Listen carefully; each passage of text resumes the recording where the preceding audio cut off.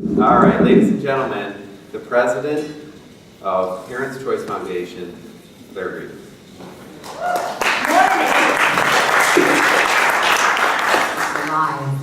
So I know Picky Teacher's not here, but if you can represent Picky Teacher. Sure, yeah. All right. I know you've been telling me for a long time, warning me about Microsoft and a computer that isn't an Apple. So the cloud ate my homework. Yeah. So I'm going to just wing it, right? We're going to talk about the good and the bad part about going almost last is that in many ways I feel like an echo. In a lot of ways I hope I've been a sponge. So let's just try a couple of things. Ready? Oh. Ah! No Boston Red Sox. Ah! Hey, what's wrong with the Red Sox? All right. I thought you were a designated hitter. Yeah, well, okay. Now, usually at this point in the conference, the people seem to be weighted on this side of the room. I can't really tell. But I need your help to divide into 2 sections, please. That's easy. There's an aisle right down the center. Okay, and there are enough safe enough people. I feel like Moses. There, that's good. Where are your tablets, Darren? Okay, I'm going to start. Oops, Scott just had an idea. I'm going to start on each side of the room, and we're going to play a game that when I was a child, and that was not in 1993, it was called telephone. Anybody remember how to play telephone? Okay. For those of you who don't know how to play telephone, Wikipedia said it's also called Chinese whispers.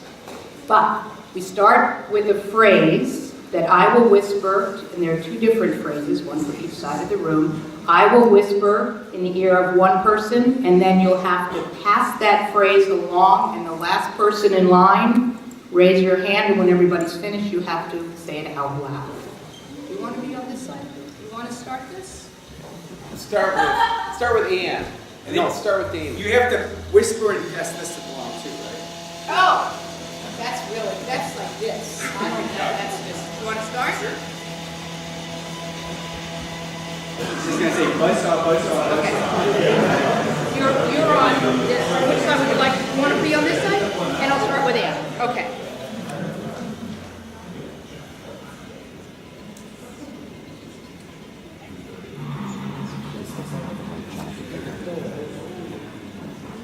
Warren, can we have some whispering music, please?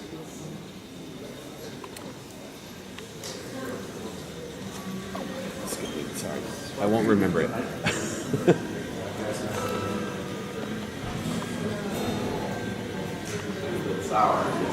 So, I know this is going to take a while. Can you listen and talk at the same time? I can't multitask. I'm from the old school when we used to read directions about where going in the car, I had to turn off the radio. It was just, never made any sense to me. So no, you don't want me to keep talking, okay? Yes? Okay. So at Parents' Choice, I'm really horrible at self-promotion. I just want to say a couple of things. At Parents' Choice, we have a couple of beliefs that really drive us. And this is all with a nod to what many of you have said. Is Ben still in the room? Waterford, way back. Oh, you've changed. No wonder I didn't recognize you. Okay. So Ben was talking about needing the structure of learning. And limits, really, putting limits on kids, or defining things, on relationships, it's really the kindest thing you can do. So yes, structured learning is very important. There's no question about it. But it's not the only way to learn. All right, we believe that children are born scientists, musicians, linguists, and artists. And we want to encourage the probing, questioning, and the testing that kids do so well. Those are the phrases. We believe that kids learn through play, both inside and outside the classroom. Oh, I'm saying you want to. do you want me to do what? Just put them down there. Oh, As you go. okay, I just throw You're them. good. I'm sorry. Because I can't find anything this morning. We believe it's our responsibility to help children. Oh, thank you. I lost my place for sure. We believe it's our responsibility to help children think, see, and learn above and beyond the traditional skills of reading, writing, and arithmetic. And I'm not talking about what Lauren asked me to. And above all, we believe that learning is fun, and we want kids to know it. We do. We're talking about play, and play is not in the context which I'm talking today. Play can be reading a book or listening to music or playing with an app or playing on the floor.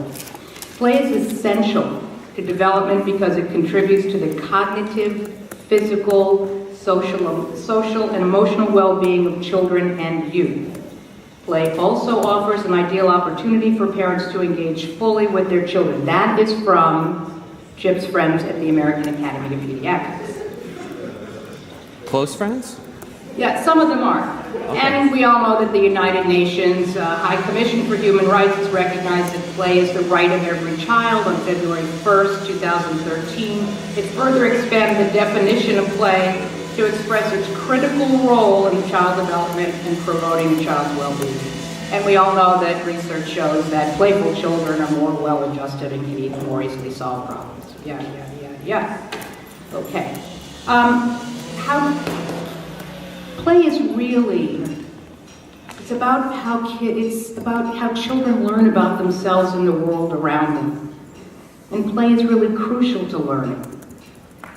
And learning is enhanced by spontaneity, emotion, and play. JP talked about this the other day about being engaged. We all talk about, Chip talked about engagement. It's always about getting that engagement, and then they'll learn. They'll become lifelong learners. You get them where they're interested, you get them engaged, and that's not to say it's just entertainment or edutainment. Someone's asked, it may have been JP yesterday, did someone during school ever say to you, what do you want to learn? I think that was a really great question. Nobody asked me. Maybe because I talk too much, I don't know. And play makes for enthusiastic and resilient learners. And play is a universal language. Play can serve as diplomacy, salvation, and sometimes, if any of you saw The Beast of the Southern Wild, it's almost survival. So it's really interesting. But how do kids learn? How are we doing on the game? We have a progress bar.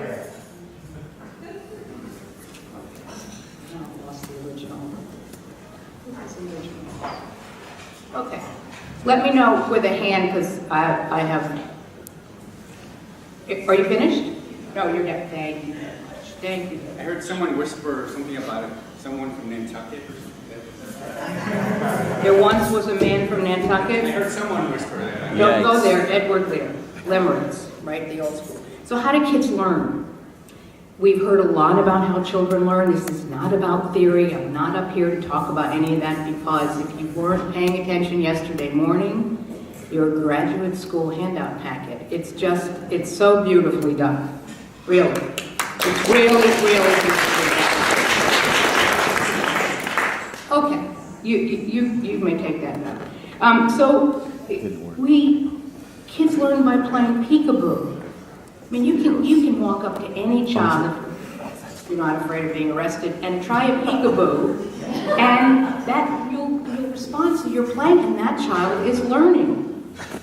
If you think as a young parent that when children drop Cheerios from a high chair, it's just because they don't like the taste, it's a game, it's an experiment. How many times can I get Mom to pick that Cheerio up off the floor? And we learn by, pardon me? A lot. It's a lot, right. Infinity. Right.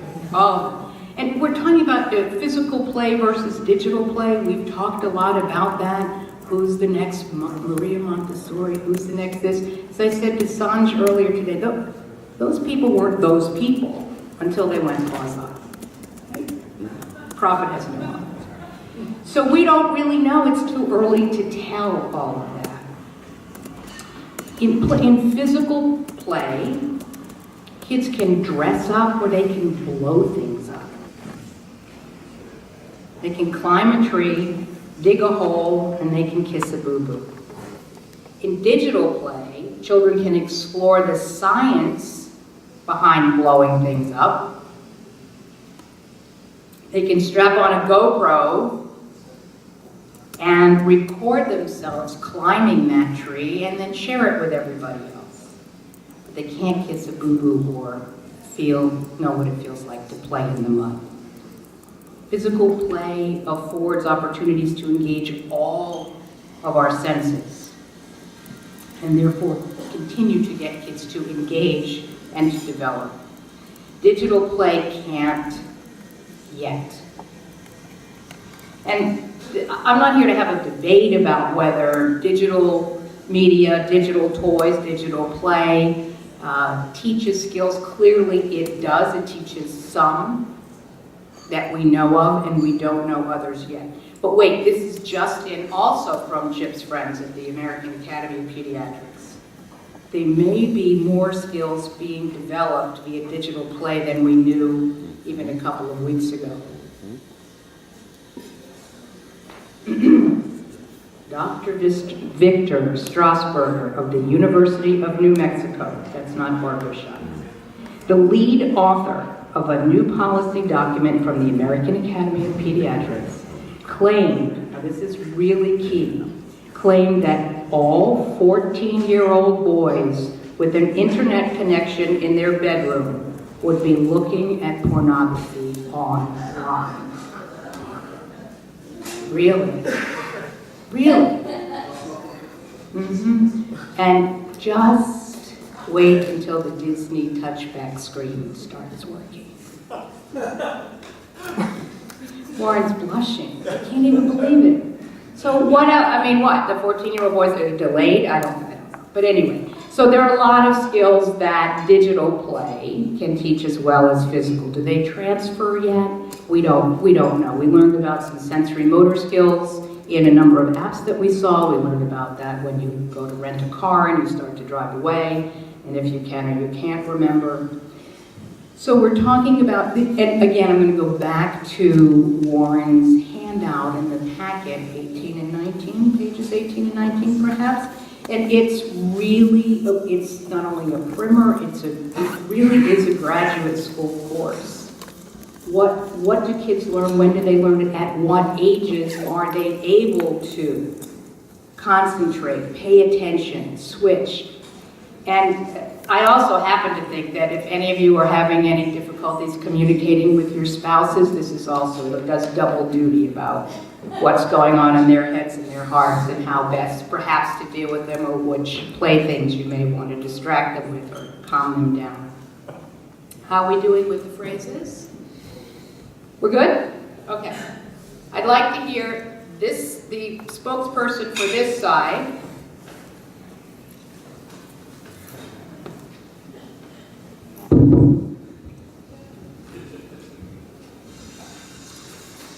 Okay, we should not give too much talk to children's emotional experience. Okay. This phrase was, Maria Montessori once said, never give more to the mind than you give to the hand. Wow. Can you repeat it one more time? One more time. So the truncated version of that is, we should not give too much talk to children's emotional experience. This was, I don't remember the page number, but it's also in your handout. And we know what this means, right? Everybody has learned what this means over the past few days. From this side of the room. No pressure. No pressure. So I heard his trend was exposed to 2 trackables. No. That's funny. You ready? So you guys got the Nantucket out.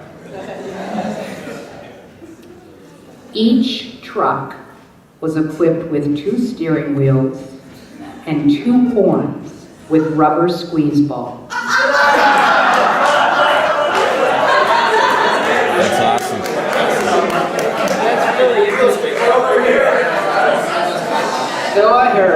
So I heard his trend was exposed to 2 trackables. Trackables. Okay. So, what did we just learn? We got a messed up group is what we just But was it, yes, what did we learn?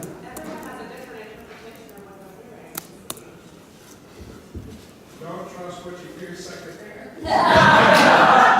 Check your sources.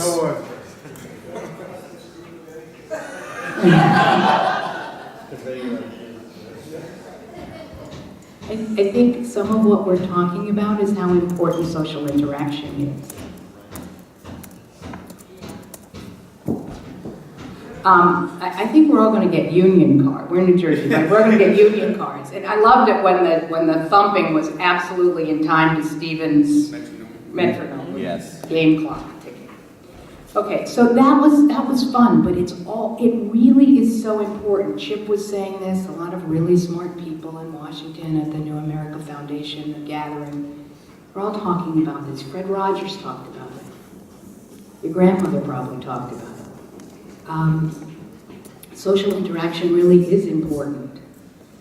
And accomplishment is really key to self-esteem. It's really key. We saw that even in Caroline's video. Those gorgeous young boys. Oh my God, they're adorable. The little blonde, the boy, who was so thrilled that he built it or moved things around. I mean, that's really, really important. But, all right, I can't see this, I can't. There's another thing that I came across in thinking about this, and there was an experiment done about unsolicited evaluation, titled Unsolicited Evaluation is the Enemy of Creativity. All right, I have to read this because I can't see anything. The results of these experiments were quite consistent in experiment after experiment. And this is from Psychology Today, and it could be a Peter Gray column. In experiment after experiment, the participants who made the most creative products, were those who did not know that their products would be evaluated. They were the ones, don't try to repeat this throughout. They were the ones just playing, not concerned about judgments or rewards. But in physically demanding tasks, like lifting heavy weights, not that I do that, and in tedious tasks, like counting beans, we do better when we're being evaluated than when we are not. But in tasks that require creativity or new insights or new learning, we do better when we are not being evaluated, when we are just playing, not stressed, not afraid of failure. An evaluation generally promotes effort because we want to impress the evaluator. But effort is insufficient for creativity. You can't be more creative just by trying harder. To be creative, you have to back off of yourself in a way that permits the full engagement of certain unconscious mental processes. Processes that generate unusual associations and new ideas. And I think JP was talking about that yesterday as well. Those unconscious processes work best when you are playing, not when you are striving for praise or some other reward. Shocking, my timer never started. Okay, so I want to end, I think yeah, I know, I can yield back my balance at the time. I'm almost finished. This will be just a couple.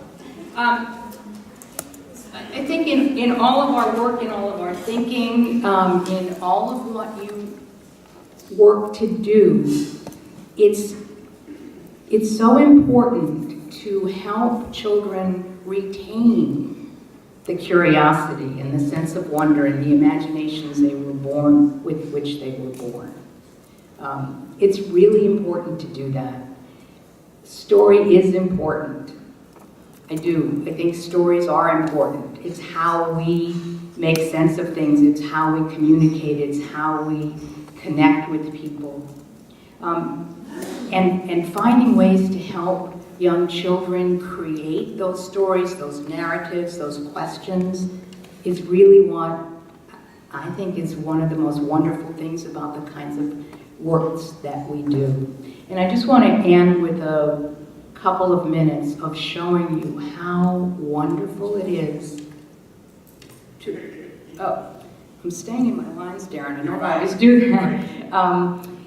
How wonderful it is to watch a young child who's interested, who likes making things up, who likes learning, and who likes talking about it. So please watch this.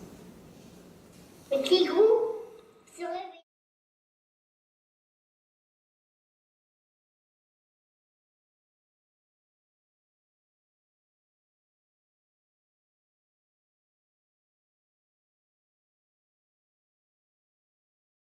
Ça y est, c'est fini.